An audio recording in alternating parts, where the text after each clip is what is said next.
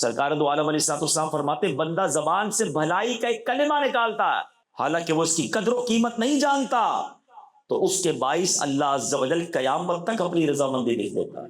یعنی بندے کو پتہ نہیں ہوتا مگر زبان سے ایک ایسا پیارا جملہ نکل جاتا ہے، اللہ کی فرما برداری والی ایسی بات نکل جاتی ہے کہ اللہ قیامت تک اپنی رضا لکھ دیتا ہے۔ یہ تو بڑی اچھی بات ہے، لیکن آگے فرمایا اور بے شک بندہ اپنی زبان سے ایک برا کلمہ نکالتا ہے اور اس کی حقیقت نہیں جانتا، تو اللہ اس کی بنا پر اس کے لیے قیامت تک اپنی ناراضگی لکھ دیتا ہے۔ اب یہ دونوں چیزوں کو یاد رکھیے، بری بات کبھی کبھی ایسی نکل جاتی کہ اللہ ہمیشہ کے لیے ناراض ہو جاتا ہے، تو اچھی بات نکلنے کی کس کی امید زیادہ؟ جو اچھی باتیں کرتا ہو، اچھی محفل میں بیٹھتا ہو، اللہ رسول کا ذکر کرتا ہو، تو انشاءاللہ امید ہے اس کی زبان سے کوئی اچھا جملہ نکل جائے گا۔ جو سارا دن بے حیائی کی باتیں کرتا ہو، گالی گلوچ، غیبت، دل آزاریاں، ابے تبے، توڑ تڑاق، مذاق مستی، لوگوں کا دل دکھانا، تو اس کی زبان سے تو ہو سکتا ہے بہت سارے برے جملے نکل جائیں۔ تو زبان بڑی نازک ہے۔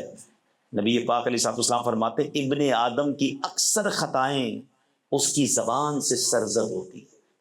یہ زبان دیکھیں نا، 32 چوکیدار لگائے گئے ہیں زبان کے آگے، اور کسی پارٹ آف دا باڈی کے آگے تیرے چوکیدار نہیں ہیں، 32 دانت ہیں، مگر یہ پہرے کو بھی توڑ کر جب چلتی ہے تو کتنوں کے دل توڑ دیتی ہے۔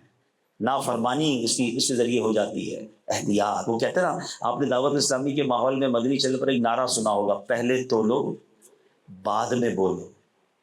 اب کبھی بھی جو ہے نا، ایسا کئی بار ہوا ہوگا، بول کر پچھتائے ہوں گے کہ یار کاش نہ بولتا، یار دوستی چلا گیا، پارٹنرشپ بھی ختم ہو گئی، رشتہ ہی ٹوٹ گیا، اگلا ناراض ہو گیا، بولنا نہیں چاہیے تھا مجھے یہاں پر۔ آپ بول کے کئی بار پچھتائے ہوں گے، آپ خاموش رہ کر کبھی نہیں پچھتائے ہوں گے۔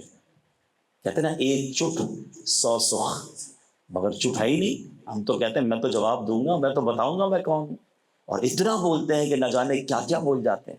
کم از کم بولتے وقت یہی خیال آ جائے کہ میں جو کہہ رہا ہوں یہ کرامن کاتبین فرشتے لکھ رہے ہیں، اور قیامت کے دن جو میں نے کہا یہ سب بولنا پڑ گیا تو کیسے سناؤں گا اللہ کی بارگاہ میں، جہاں پہ سارے نبی ہوں گے، سارے اولیاء ہوں گے، میرے سارے چاہنے والے ہوں گے، اور مجھے کہا جائے گا جو دنیا میں کہا تھا سب پڑھ کے سناؤ۔ تو کیا ہم اپنی گالیاں، اپنی بے حیائی کی باتیں، وہ بری باتیں جو کسی گھر والے کے سامنے نہیں کر سکتے، وہ قیامت کے دن پڑھ سکیں؟ تو کم از کم فرشتوں سے ہی ہم شرم کر لیں بولنے سے پہلے۔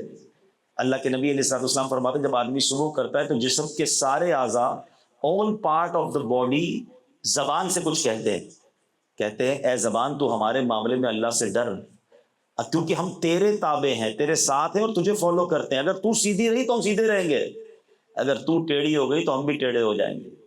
کیوں؟ اچھی باتیں کرے تو لوگ پھول دیتے ہیں نا، اور بری باتیں کرے تو پٹائی کرتے ہیں۔ تو زبان کی وجہ سے پوری باڈی کو مار پڑ رہی ہوتی ہے، تو سیدھی رہنا تو ہم بھی سیدھے رہیں گے، تو ٹیڑھی ہوئی تو ہم بھی ٹیڑھے ہو جائیں گے۔ تو یہ ہے زبان۔ اے میرے پیارے اسلامی بھائی، اب ہمیں سوچنا ہے کہ زبان کی احتیاط جنت میں لے جا سکتی ہے۔